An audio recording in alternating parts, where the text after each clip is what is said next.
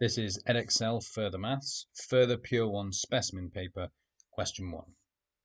This question refers to a hyperbola, and it's given us the general form of the equation. So we've got x squared over a squared minus y squared over b squared equals 1. With that general format, if we remember, the formula book is going to give us a whole bunch of useful information. So we can see straight away the parametric form involving sec and tan, or alternatively cosh and sine. We can see the link between a squared and b squared and e squared with the eccentricity. We've got information about the foci and the directrices. What they're asking us for is an equation of the tangent at a particular point. The point is given with the first version of the parametric equations that we saw, a sec theta, b tan theta. And we need to demonstrate that we can construct a tangent like this.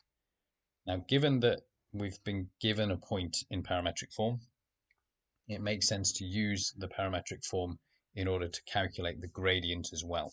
To get a tangent line, we'll be using y minus y1 equals m x minus x1. We've got x1 and y1 already, so we can even include those if we like. x1 will be a sec theta, y1 will be b tan theta. The only thing we need is m. And to get m, we're going to need to differentiate.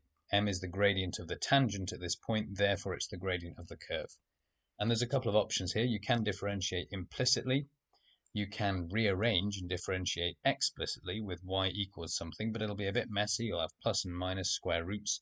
The simplest alternative is to find dy by dx by calculating dy by d theta and then dividing it by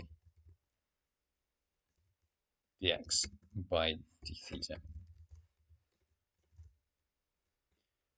dy by d theta we can find by using what they've given us, which is that y is equal to b tan theta. So we just need to differentiate b tan theta. Well, b tan theta is going to differentiate to b times sec squared theta. Tan differentiates to sec squared. You don't need to memorize this. This one is also in the formula book. You do need to be able to prove it potentially for A-level maths, for instance. You prove it using the quotient rule. Tan is equal to sine theta over cos theta, so you can apply quotient rule to turn that into eventually 1 over cos squared theta and therefore sec squared theta. Now on the bottom we've got dx by d theta, so we need to differentiate sec. This one is also provided in the formula book.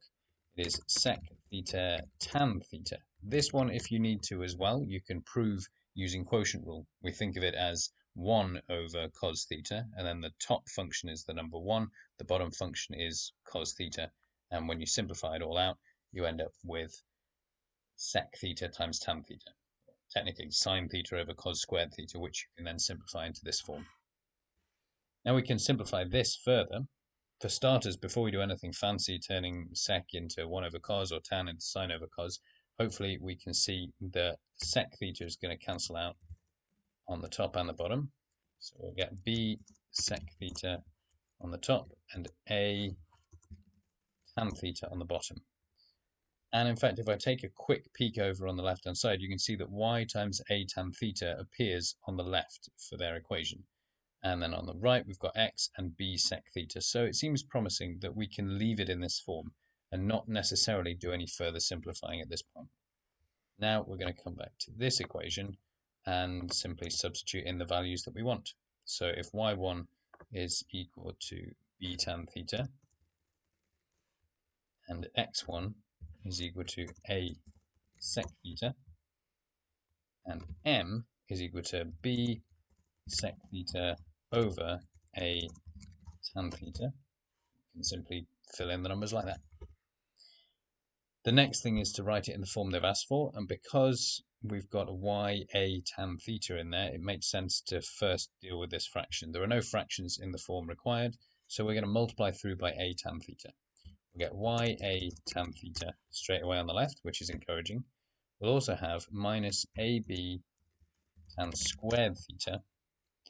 And then on the right, I'm going to expand the bracket out. So we've lost the a tan theta. We're also going to expand out the bracket b sec theta multiplied by x minus a sec theta.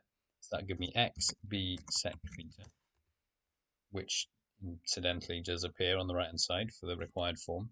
And we also have minus ab sec squared theta.